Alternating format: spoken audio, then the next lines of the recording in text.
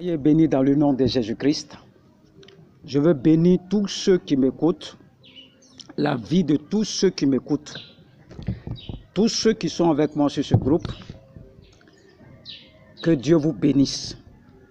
Pour tous vos soutiens, vos commentaires, que Dieu vous bénisse dans vos ministères, dans vos vies, dans tout ce que vous entreprenez. Que Dieu vous bénisse. Ce n'est pas facile pour tous ceux qui nous soutiennent.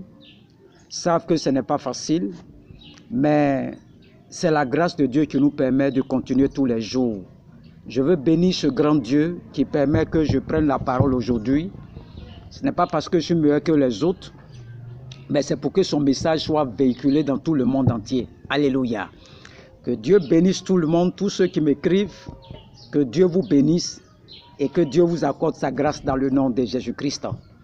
Nous sommes bientôt à la Pâque. La Pâque de notre Seigneur Jésus-Christ. Et tout le monde dit que tout est accompli. Tout est accompli. Alléluia. Lorsque nous voyons la croix, tout le monde dit que tout est accompli. Mais quand tu regardes notre vie, là, on voit que cette parole que le Seigneur a dit là, il y a quelque chose qu'on n'a pas compris. Alléluia. Et nous sommes en train de détailler un peu ce que c'est que la croix. Il y a d'autres enseignements que j'ai déjà donnés.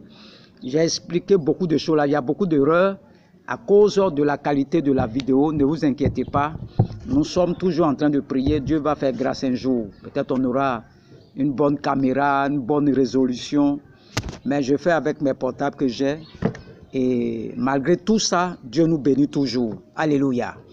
Aujourd'hui, nous allons voir la mission de Jésus-Christ à l'enfer. On a vu Jésus-Christ à la croix. Qu'est-ce que ça nous apporte?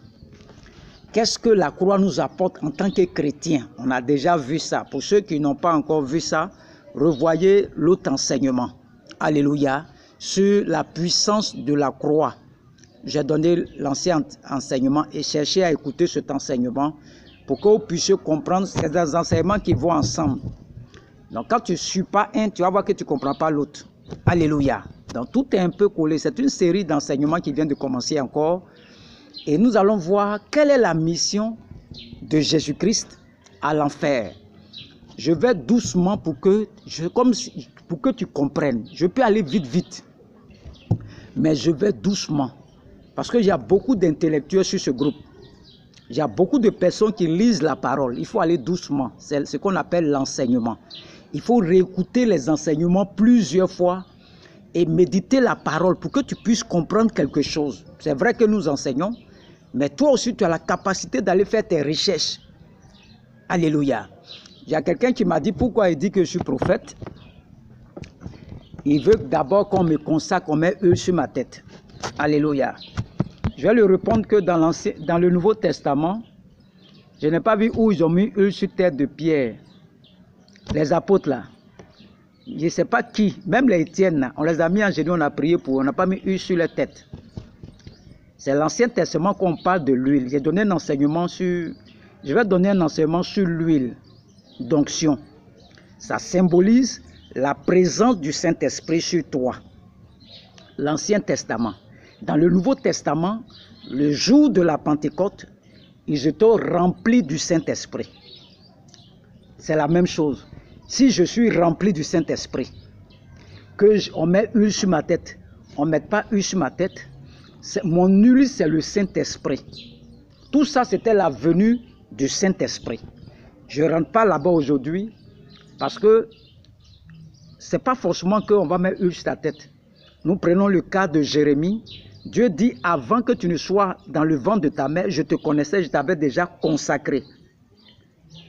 Dieu a appelé Abraham prophète. Il n'a pas mis huile sur la tête d'Abraham. Donc l'huile là, dans l'Ancien Testament, symbolisait la présence de Dieu sur toi, son approbation. Ça c'est l'Ancien Testament. Mais dans le Nouveau Testament, le jour de la Pentecôte, le Saint-Esprit est descendu sur eux. Ils ont commencé à parler de nouvelles langues. Ils étaient remplis du Saint-Esprit. C'est simplement la présence. C'est un symbole. Lui, c'est un symbole. C'est la présence du Saint-Esprit sur toi.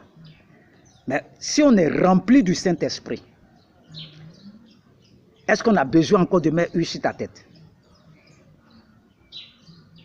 La seule partie dans le Nouveau Testament que les anciennes prennent l'huile pour prier pour les malades. C'est tout ce qu'on nous dit sur l'huile là-bas. Les pierres, quand ils ont reçu Jésus-Christ, ils étaient dans leur synagogue en train de parler de la circoncision, de la puissance de Dieu. Ils n'ont pas compris ce que c'est que la croix. Alléluia. Dans l'huile, si je dis je suis prophète, quelqu'un qui est quitté dans un koutoukou, qui est un alcoolique, qu'on n'est pas affaire de Jésus-Christ, il tombe sur un homme de Dieu et la première parole qu'on me dit, on dit tu es un prophète des nations. Bon, c'est ce que moi j'ai retenu. Moi, nous les soulats là, les anciens soulats là, ce que tu nous dis là, c'est ça nous on retient. Et c'est sur cette parole que moi je marche. Si on ne m'avait pas dit ça, moi j'ai fait quoi un prophète, tout ça là, je n'ai rien à foutre les titres. Moi je suis un enseignant. Mais c'est ce qu'on m'a dit. Quelqu'un qui est soulard et on lui dit que tu es prophète des nations. Tu veux que moi je dise quoi aux gens qui sont devant moi?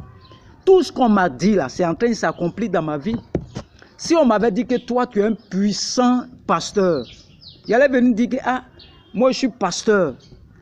Ce qu'on ne m'a pas dit, je ne dis pas. Donc pour celui qui pose la question, c'est ce qu'on m'a dit dès le départ. Je ne connaissais pas Christ. Et la personne me dit que Dieu dit de venir attendre dans cette clinique. J'ai mon fils qui va venir, va l'attendre là-bas. Et c'est là moi je suis arrivé. Et la première parole qu'on m'annonce pour quelqu'un qui est alcoolique, on dit tu es un prophète des nations. Si on ne m'avait pas dit ça, c'était mieux. Mais c'est ce qu'on m'a dit. Moi aussi j'ai retenu ça. Même si on n'a pas mis... Mais pourquoi on n'a pas mis une ce matin? Mais pourquoi il me dit non que je suis prophète des nations? Ah, c'est lui qui m'a dit ça. Ce n'est pas quelqu'un d'autre qui m'a dit ça. Donc pour celui qui pose la question, si tu veux, on met une sur ta tête. C'est la présence du Saint-Esprit. Dieu aussi peut te consacrer dans le sein de ta mère. Donc Dieu n'est pas limité. Dieu n'est pas limité. Il peut prendre un soulard dans le monde, même venir enseigner les gens. Il prend de la poussière pour faire asseoir parmi les grands. C'est ce que tu es en train de regarder. Comment ça se passer, je ne sais pas. Où je suis quitté là? Je ne vais pas aller à l'enfer parce qu'elle dit que je suis prophète des nations. Si Dieu ne m'avait pas dit ça, moi je n'ai jamais dit ça sur les réseaux sociaux. Donc il faut comprendre, je suis parti de quelque part d'abord. Depuis les enseignements que j'ai commencé, depuis mon premier message, j'ai expliqué tout là-bas. Il faut repartir sur ma page, il faut voir l'un des premiers messages qui a cartonné sur les réseaux sociaux.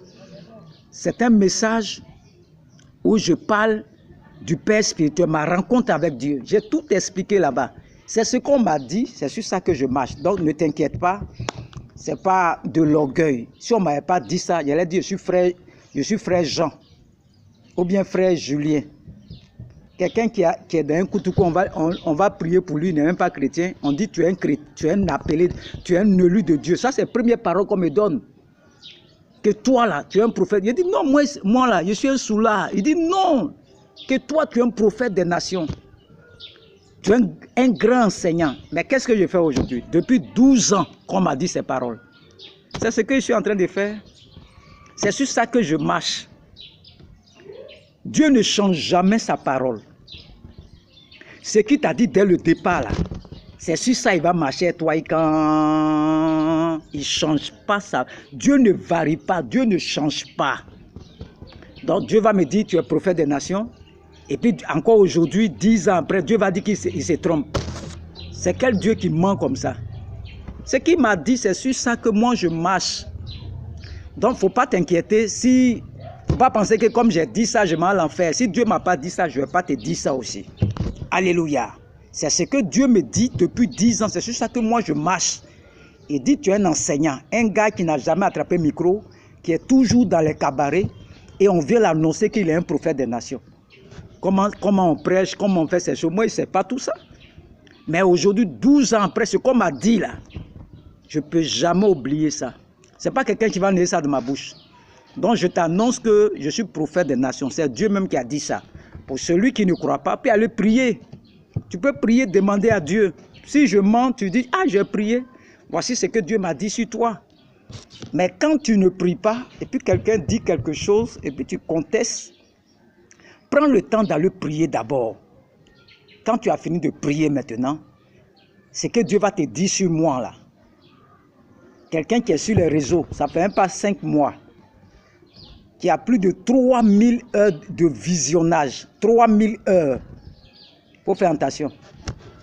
Si ce n'est pas Dieu qui m'a appelé, je ne peux jamais avoir 3000 heures de visionnage. Mes messages ne peuvent pas passer dans tout le monde entier. Si c'était faux, il y a longtemps, j'ai arrêté ça même. On me jugera à la fin. C'est comme ça, ça commence. Donc ne t'inquiète pas, Dieu est au contrôle. Alléluia. Donc, prophète des nations, toutes ces choses-là. Si moi, on ne m'a pas dit ça, je n'ai jamais dit ça. Moi-même, je n'ai jamais aimé les titres. J'aime être dans mon coin, je n'aime pas déranger les gens. Alléluia. Je veux dire à quelqu'un que le message que nous allons voir maintenant, c'est la mission de Jésus-Christ à l'enfer. La mission, il était sur la croix. Ils l'ont fait descendre et ils sont allés dans le tombeau. Alléluia. C'est avec l'apôtre Paul qu'on a vu que le message de la croix est une puissance. 1 Corinthiens 1, verset 18, il dit « Car la prédication de la croix est une folie pour ceux qui périssent, mais elle est une puissance pour nous qui sommes en Christ, en Jésus-Christ. » Alléluia.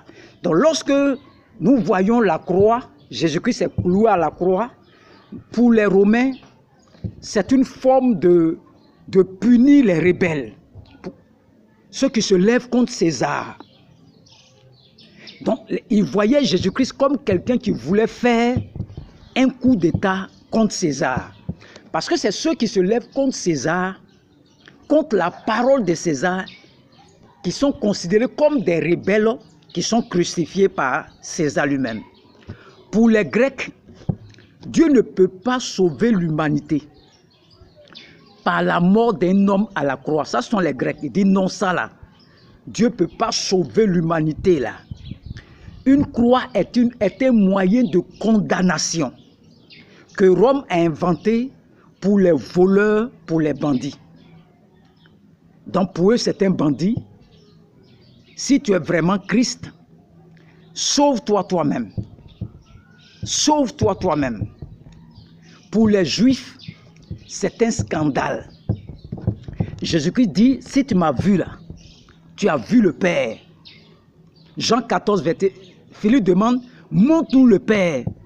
Il dit, il y a si longtemps que tu es avec nous et tu me poses la question, où est le Père? Si tu m'as vu là, tu as vu le Père. Personne ne peut voir Dieu et puis vivre. Dans l'Ancien Testament, au temps de Moïse, tu ne peux pas voir Dieu et puis vivre. Et puis voilà un monsieur qu'on appelle Jésus-Christ qui arrive, il dit les dieux. Il dit celui qui m'a vu. Moi et le Père, nous sommes un. Vous voyez des paroles comme ça. Tous les problèmes de Jésus-Christ ont commencé quand il a dit qu'il est Dieu. Lisez bien les 4 évangiles. Donc, pour les Juifs, c'est un scandale. Mais aujourd'hui, je te pose la question toi-même, toi qui m'écoutes là. Quand nous regardons la croix là, qu'est-ce que nous discernions? Qu'est-ce que ça t'apporte la croix? C'est vrai qu'on a des chapelets, on a toutes ces choses.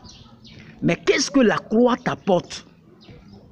Donc tout ce qui est autour de la croix, il représente l'humanité tout entière.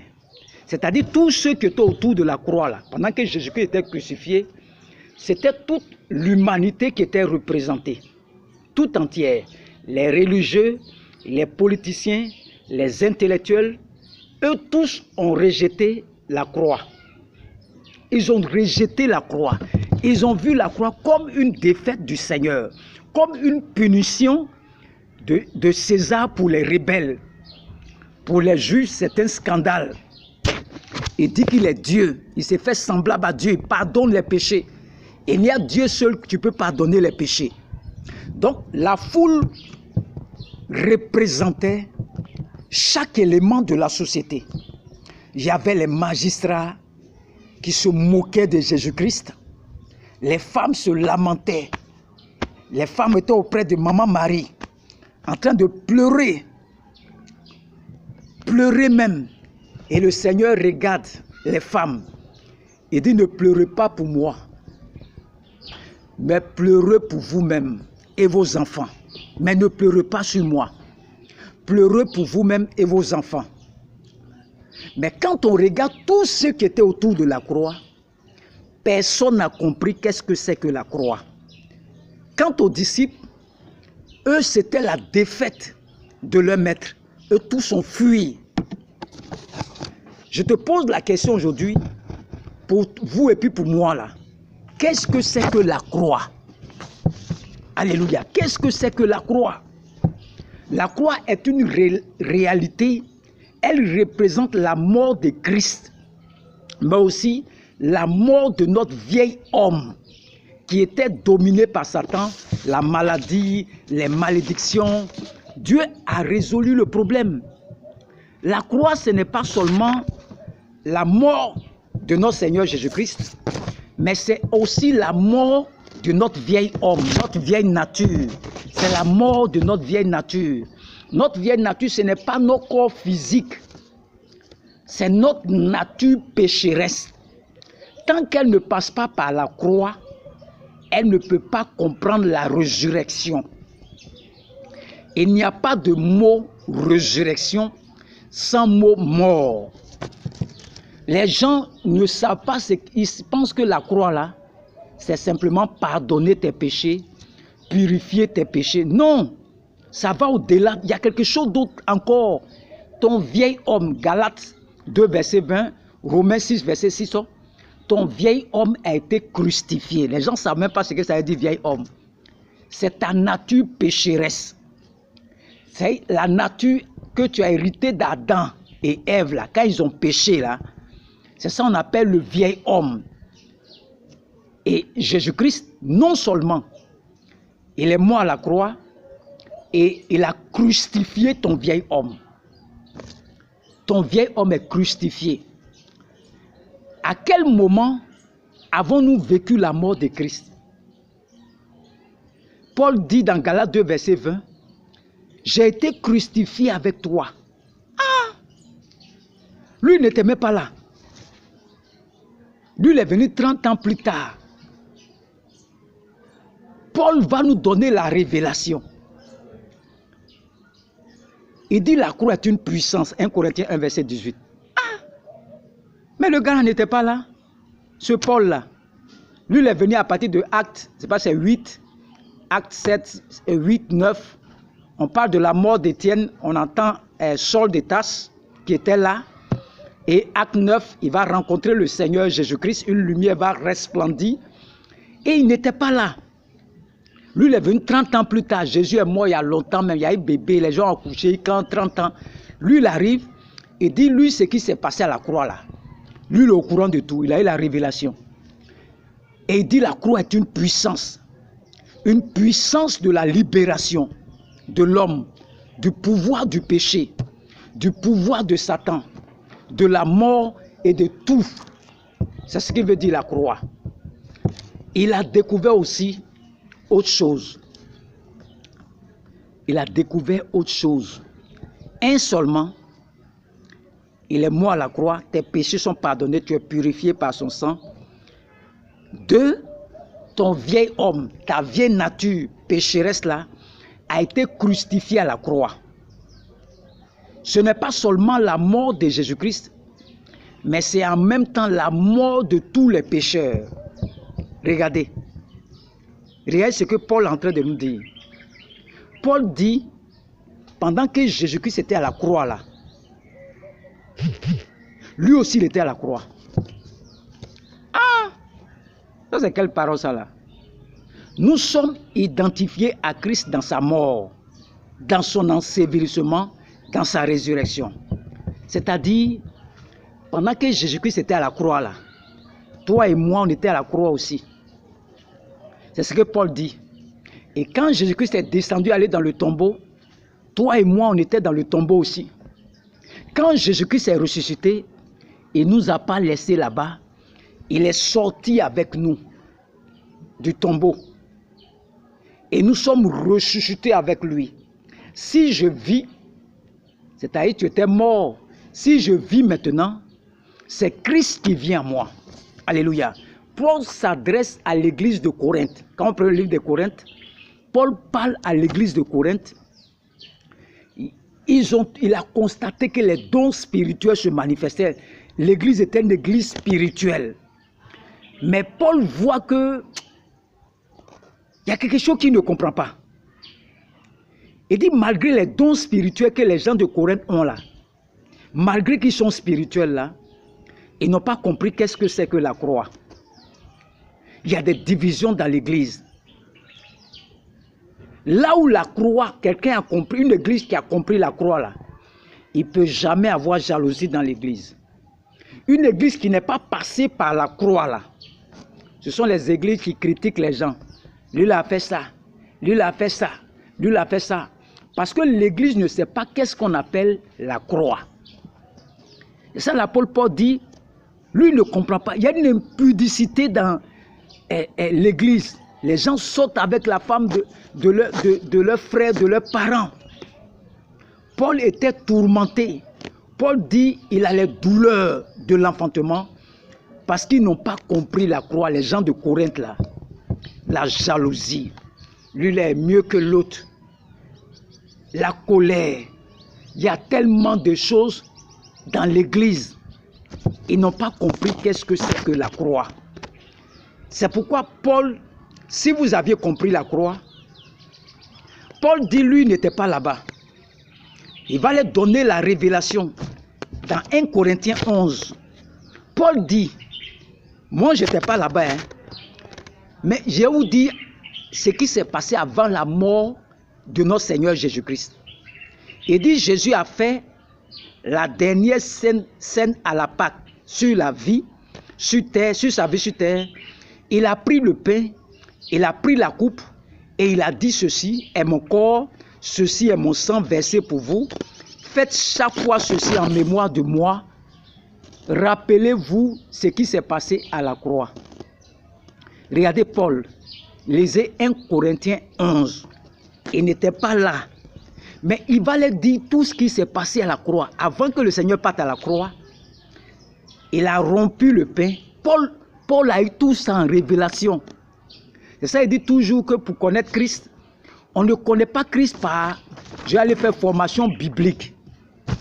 On le connaît par révélation. Lorsque vous lisez 1 Corinthiens 11, verset 23, il dit, voici ce que le Seigneur m'a révélé. Je n'étais pas là-bas. Voilà ce que j'ai vu. Il a vu ça comment? Il a eu une révélation, soit c'est dans un songe. Il dit que le Seigneur a été livré. Il prit le pain et la coupe. Et voilà ce qu'il dit. Quelle est l'importance de cette coupe-là? Regardez Jésus-Christ, avant de mourir, il prend du pain. Il prend du vin. Ceci est mon corps. Ceci est mon sang. Alléluia. Et Paul, lui, voit ça en révélation. Dieu peut te montrer tout ce qui s'est passé dans sa parole là. Il peut te montrer comme un film. Tu n'étais pas là-bas. Mais il va t'expliquer ce qui s'est passé à la croix. Comme ce qu'il a fait à l'apôtre Paul. Lui, il est venu 30 ans après. Mais il connaît les choses même que peut-être les Pierre ont oubliées. Et c'était sa mort pour vous révéler qu'il a livré son corps et son sang. C'est-à-dire, Dieu veut vous montrer au travers de la Sainte Seine là, qu'il a livré son corps, il a livré son sang. Deux choses, son corps et son sang à la croix pour toi et moi, pour que nous soyons sauvés. Alléluia. Son sang et son corps. Et il donne ça en cette scène avant de partir à la croix.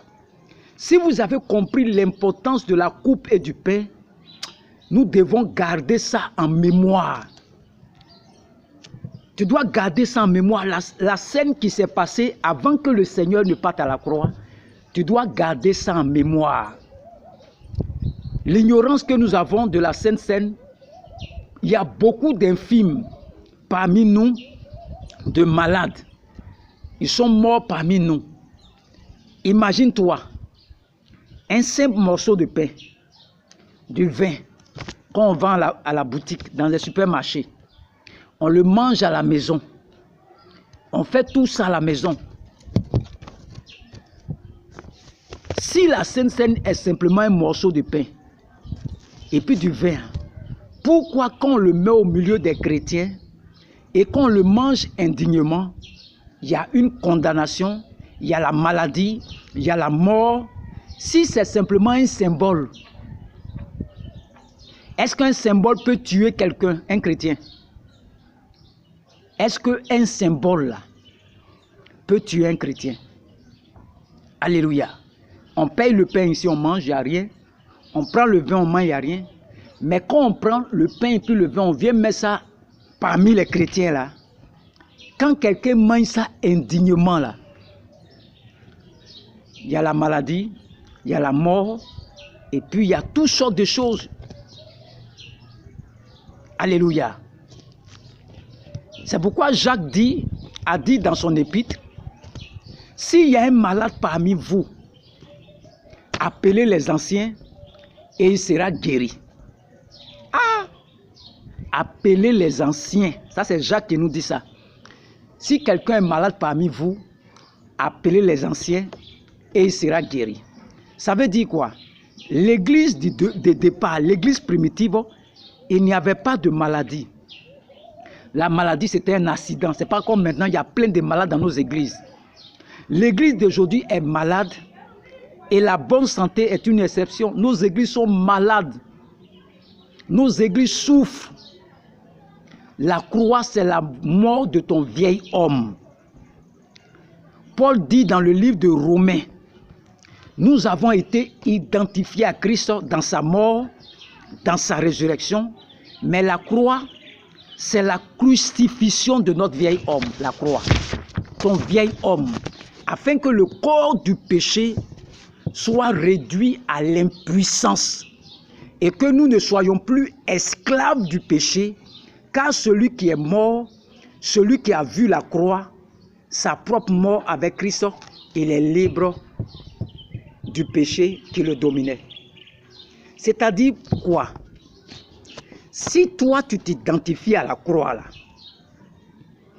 à son ensevelissement là, si tu crois que toi tu étais à la croix aussi, si tu crois que tu t'identifies à cette mort là, que tu es allé dans le tombeau avec lui là, si tu crois en ça là, que ton vieil homme a été crucifié là, tu es libéré du péché qui te domine. Il y a des gens, le péché ne leur dit plus rien. Parce qu'ils sont arrivés à un stade là. Le péché n'a plus de pouvoir sur eux. Le péché ne leur dit plus rien. Parce qu'ils ont compris ce que c'est que la croix. Quand on voit les chrétiens sont en dents des scies là, on dit Dieu t'a pardonné, t'a purifié de tout péché, va. Chez eux, ils pensent que ça s'arrête à là. Non! Il y a le vieil homme, la vieille nature, ce qu'on appelle la nature adamique, qui produit les péchés en toi, les péchés. Tu t'en cherches femme, c'est ce qui produit en toi. Ce qui produit en toi le péché là, c'est ça qu'on appelle la nature adamique. C'est ça qu'on appelle le vieil homme. Jésus a crucifié ça à la croix. Il est allé dans le tombeau, il n'est plus ressorti. Tant que tu n'acceptes pas ça là, tu ne peux jamais dominer le péché. Non, pasteur, je ne sais pas qu'est-ce qui m'arrive. On a prié, on a jeûné, on a prié, mais je tombe dedans toujours. Tu tombes dedans toujours parce que dans ta tête là, la croix là, Dieu t'a pardonné et puis Dieu t'a purifié de tout péché, ça s'arrête là. Non, il y a aussi ta vieille nature. La nature adamique qui est en toi, on dit ton vieil homme là, a été crucifié à la croix. Tant que tu n'acceptes pas ça là, c'est toute votre mentalité, vous êtes seulement sur le pardon des péchés, la purification de nos corps. Non, ça c'est une étape, ça c'est la face. Il y a deux faces dans la croix. Il y a là où Jésus-Christ est cloué et il y a l'autre face qu'on ne voit pas à l'œil nu. Il y a une autre scène, ton vieil homme est crucifié. Et tu es allé dans le tombeau avec lui, c'est ce que l'apôtre Paul dit, tu es allé dans le tombeau avec lui et tu es ressuscité avec lui en nouveauté de vie. Donc quand tu comprends ce qu'on appelle la Sainte Seine, là, ça veut dire que tu t'identifies à la mort de Christ sur la croix, à son ensevelissement et à sa résurrection. Celui qui est mort là, l'esprit de famille que tu combats toujours là, ne peut plus rien contre toi. Chaque fois, mes parents ont péché, mes parents ont péché, mes parents ont péché, mes parents ont péché. Pourquoi tu fais ça? Parce que tu n'as pas encore compris ce qu'on appelle l'œuvre de la croix. Ton vieil homme qui est en toi là, tu ne sais pas qu'il a été crucifié. Tu ne sais pas encore, tu n'as pas encore accepté ça. Voilà pourquoi tu dis mes parents ont péché. Quand Jésus-Christ te dit tout est accompli à la croix là, effectivement tout est accompli. Il y a ce qu'on appelle la crucifixion, l'ensevelissement, la résurrection et sa glorification. Il y a plusieurs étapes. Quand on dit tout est accompli là, ça ne s'arrête pas seulement à la croix. La croix, Dieu pardonne ton péché, il te purifie, tu as la joie du salut, mais après tu vas voir que les problèmes reviennent. Il faut que tu partes encore mourir. C'est pas que tu vas mourir, mais quand tu prends la Sainte Seine, tu vas maintenant t'identifier à la mort de Christ et sa résurrection.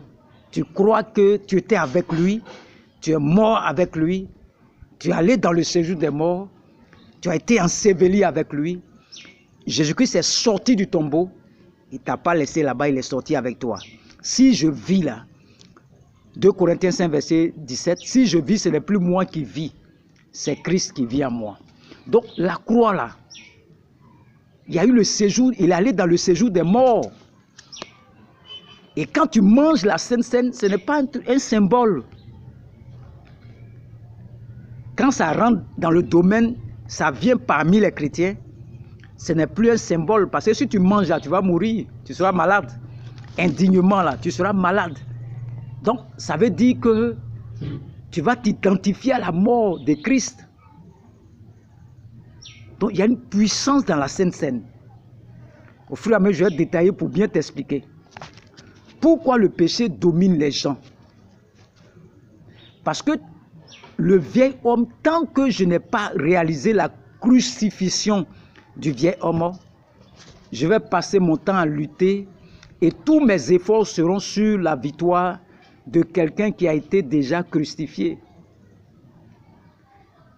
Mais comme je n'ai pas la révélation et je veux soumettre mon vieil homme à des lois, c'est-à-dire tu veux soumettre ton vieil homme à des lois parce que tu n'as pas la révélation, ça ne marche pas. C'est pour ça que Paul l'a fait dans Romains 7. Paul, quand il ne comprenait pas la crucifixion, son vieil homme, Paul a décidé de faire le bien. Il s'est rendu compte qu'on appelle la loi du péché et de la mort. Cette loi-là a le droit légitime, légal sur ton vieil homme, parce que le vieil homme lui appartient. Cette loi est implacable, c'est-à-dire la loi du péché et de la mort là, c'est une loi qui est légale sur ton vieil homme.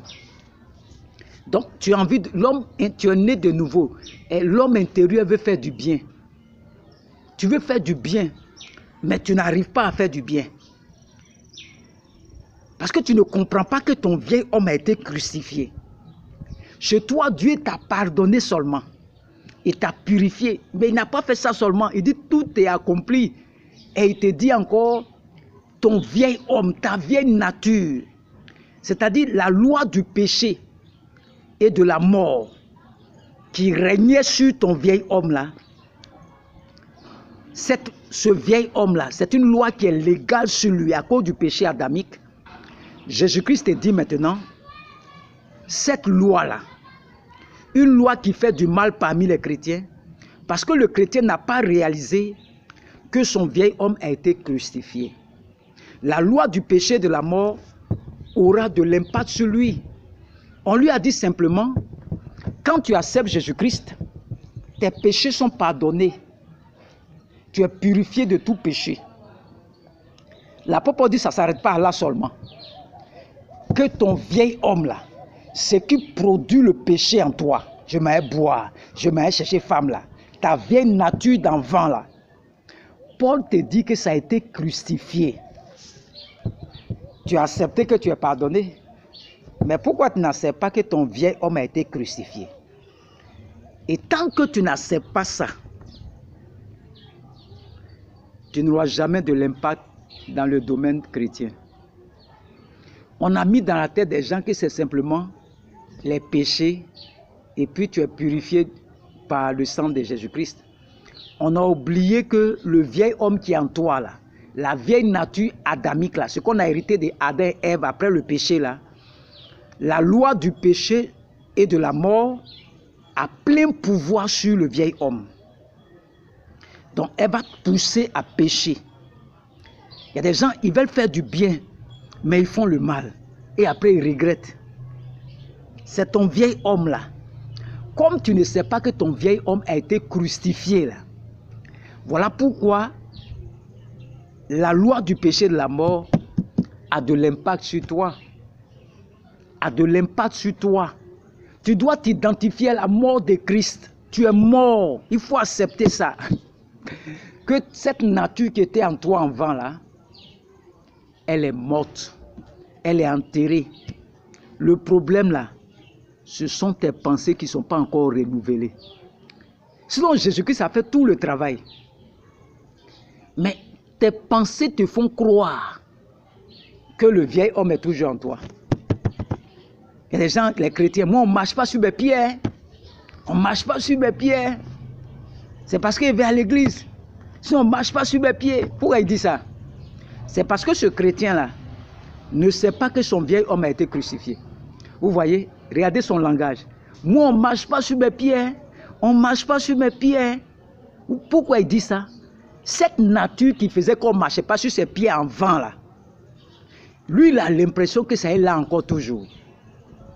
Elle est crucifiée à longtemps. Ce sont tes pensées qui n'ont pas été encore renouvelées. Donc, tes pensées te font croire que le vieil homme se trouve encore en toi. Donc, tant que tu as cette pensée-là, la loi du péché et de la mort aura de l'impact sur le chrétien. Mais le jour où tu vas accepter que ton vieil homme a été crucifié, là, que tu ne t'appartiens plus toi-même, là, que tu appartiens, c'est comme tu as été livré à Jésus-Christ, là, le péché n'aura plus la mort sur toi. Le péché n'aura plus de l'impact sur toi. Mais comme on t'a limité à la croix, on t'a dit simplement, si tu acceptes Jésus-Christ, tu es pardonné et tu es purifié de tout péché. L'apôtre Paul dit non, j'ai été crucifié, mon vieil homme, avec Christ. C'est-à-dire, Jésus-Christ n'a pas seulement pardonné mes péchés, mais il a fait un autre travail pour moi. Il a crucifié mon vieil homme. Donc je suis mort, ce n'est plus moi. Moi comme ça, j'étais un alcoolique. Mais aujourd'hui, je ne bois plus. Cette nature qui était en moi, elle est morte, elle a été crucifiée. C'est fini. C'est fini, je ne bois plus. Je suis libéré. La loi du péché et de la mort n'a plus de l'impact sur moi. Parce que mon vieil homme, cette nature qui m'a mené à aller boire en vent là, a été crucifiée à la croix. Et je suis libéré. Aujourd'hui, voilà, moi je suis devant toi, je suis en train d'enseigner. Je suis libéré du péché. De la loi du péché, c'est ça qu'on appelle la loi du péché de la mort. Avant, je partais boire. Regardez tous ceux qui boivent là, comment ils finissent? C'est la mort, c'est les maladies. Mais Dieu m'a affranchi. Parce que mon vieil homme là, non seulement il a pardonné mes péchés, mais mon vieil homme, ma vieille nature, la nature qu'on appelle la nature adamique, que j'ai hérité d'Adam et Ève là, qui était dominée par la loi du péché de la mort, mon vieil homme est resté dans le tombeau. Tant que tu n'acceptes pas ça là, la loi du péché de la mort aura de l'impact sur toi. Mes parents ont péché. Je ne sais pas qu'est-ce que j'ai fait. Mes parents, ils ont adoré ça. Ils ont fait ça. Ils ont fait ça. Parce que tu ne crois pas que tu es mort en Christ. Tu ne crois pas que ton vieil homme là, cette nature là, qui partait faire les fétiches là, qui partait boire là, elle est restée dans le tombeau. Tu n'as jamais accepté ça. Voilà pourquoi tu es là tout. Mes parents ont péché. Mon grand-père a péché. Ma grand-mère a péché. Tu vas rappeler ça toujours. Parce que ton vieil homme là, tu ne crois pas qu'il a été crucifié. la loi du péché et de la mort. Nous avons péché, adoré les fétiches. Normalement, je dois mourir. Mais Christ me dit que quand il était à la croix, moi j'ai été crucifié avec lui. Je suis allé dans le tombeau avec lui. Je suis mort. C'est quel esprit de famille, quel péché de famille qui va venir contre moi? On dit la loi du péché et de la mort. Nos parents ont péché. Mais cette loi n'a plus d'impact sur moi parce que mon vieil homme qui est en moi a été crucifié. Ça, tu t'es accepté, tu es délivré. Tu n'as plus besoin même d'aller dans un camp de prière. Tu ne vas plus dire que tes parents ont péché. Parce que tu ne sais pas que cette nature qui était en toi là, qui partait faire les fétiches là, est restée dans le tombeau. Moi qui suis là, il partait boire cette nature là. Je ne bois plus. Elle est restée dans le tombeau là-bas. Parce que j'ai accepté Christ. J'ai été crucifié avec lui. Je suis allé dans le tombeau à lui. Et si je vis maintenant, ce n'est plus moi qui vis, c'est Christ qui vit en moi. Quel péché de mes parents qui va influencer ma vie? Quand on voit les gens, le péché les domine. Le péché de leurs parents. Mes parents ont péché. Mes parents ont péché. C'est à cause de quoi? Ils n'ont jamais accepté qu'ils sont morts à la croix avec Christ. Ils prennent la sainte scène de Christ. Ils s'identifient à la mort de Christ. Ils vont s'identifier. Quand ils prennent la sainte scène, c'est comme s'ils sont morts avec Christ. Ils sont ressuscités avec Christ. Et s'il vit maintenant, ce n'est plus lui qui vit, c'est Christ qui vit en lui. Il n'a jamais accepté ça. Tu vas faire toutes sortes de délivrances. Le jour où tu vas accepter cet enseignement-là, tu es libéré. Tu es libéré. Tu es libéré. Partagez ces enseignements, ça va faire du bien à beaucoup de personnes. Vous pouvez partager. Envoyez ça à vos connaissances. Ils n'ont qu'à écouter. Si je mens, vous pouvez faire écrire en bas que toi, tu mens, ou bien donnez-moi les passages. Si tu acceptes que ton vieil homme est mort, là, tu n'as plus besoin de confesser les péchés de tes parents. C'est ce qu'on appelle l'iniquité, là. Quelqu'un, tu es mort en Christ. Est-ce que la loi du péché et de la mort, là, quand Jésus-Christ est ressuscité, là, vous avez vu, les gens sont venus devant lui encore pour l'accuser? Personne. Il rentre dans le mur. Il n'y a pas que Satan ne peut plus l'accuser. Il a payé le prix. Et Jésus te dit que quand tu prends la Sainte Seine, là, tu prends le corps de Christ et puis son sang, là, tu t'identifies à sa mort. Ça veut dire quoi? Que quand tu prends ça, là, c'est comme si c'est toi qui étais à la croix, c'est toi qui allais dans le tombeau et tu es ressuscité, tu es une nouvelle créature. Tu n'as jamais accepté ça. Voilà pourquoi tu confesses tous les mêmes péchés de tes parents. Mon parent a péché, ma grand-mère a péché, mes aïeux ont péché. C'est quand ça va finir? Toi me pose la question, c'est quel Dieu qui est méchant comme ça et puis pardonne jamais ces péchés-là? Tu es libéré. Il faut accepter ça une bonne fois pour toutes. Il faut tenir ferme, résister. Et puis tu vas avoir la victoire. Appuie-toi sur ce que tu as entendu là. Crois en cette parole-là. Il n'y aura pas un esprit qui va se lever contre toi. Mais tant qu'on ne comprend pas ce que Christ a fait pour nous à la croix là, que ton vieil homme là, ce qui fait que tu t'en fais délivrance, les autels, les péchés des parents, tout ce que tu fais comme délivrance là, parce que tu n'as jamais cru que ton vieil homme là est resté dans le tombeau. Le jour où tu vas accepter cet enseignement là, tu seras libéré une bonne fois pour toutes. Je prie que Dieu vous accorde cette grâce qu'il m'a accordée et que Dieu vous visite et que tous ceux qui croient, qui ont accepté Jésus-Christ, qui s'identifient à la mort de Christ, que Dieu vous fasse grâce, que Dieu vous libère complètement de la loi du péché et de la mort. Le péché n'a plus de pouvoir sur toi. Chaque fois j'ai péché, mes parents ont péché, mais tous les jours toi tu as péché. Je ne dis pas qu'on ne pêche pas, mais toujours c'est le même péché de tes parents que tu confesses. Parce que tu n'es pas encore mort en Christ. Le jour où tu vas mourir, là, quand tu vas prendre la Sainte Seine, là, pourquoi on dit ça rend malade quand tu prends ça indignement? Pourquoi on dit ça rend malade? On va voir toutes ces choses. Il faut comprendre cet enseignement. Et tu verras que ta vie sera libérée. Quelqu'un qui était alcoolique comme moi, cette nature qui était en moi, qui me dominait, c'est ce qu'on appelle la loi du péché de la mort. Le fait d'aller boire, ça c'est ma nature, ma vieille nature, qui m'a mené à pécher, à faire des histoires. Cette nature-là, elle est restée dans le tombeau. Si je vis, ce n'est plus moi qui vis. Je n'ai jamais accepté ça. Tant que tu n'acceptes pas que ta nature d'enfant, avant tu aimais parler, tu aimais chercher femme, tu ne fais plus ça, tu as tout arrêté là. Le jour où tu vas accepter que cette nature est restée dans le tombeau, il n'y a aucun esprit de tes parents qui vont t'influencer. On dit la loi du péché et de la mort. Lui, il est légal sur ton vieil homme. Donc si ton vieil homme est resté dans le tombeau, cette loi-là ne peut plus rien contre toi. C'est ça que Paul parle. Et beaucoup d'hommes lisent mais ils ne comprennent pas. Ton vieil homme était dominé par la loi du péché et de la mort. Maintenant, si toi tu es mort, cette nature est morte. Maintenant, c'est la nature de Christ qui est en toi. Comment le péché peut dominer sur toi? Mais comme tu n'as jamais accepté que ton vieil homme, ta vieille nature, les hommes ne comprennent pas ce qu'on appelle vieil homme. Je vais t'expliquer tout ça au fur et à mesure.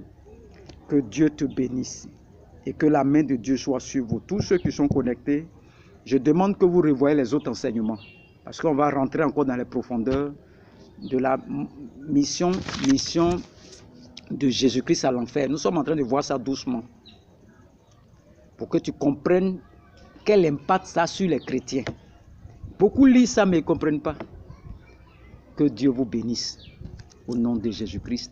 Amen.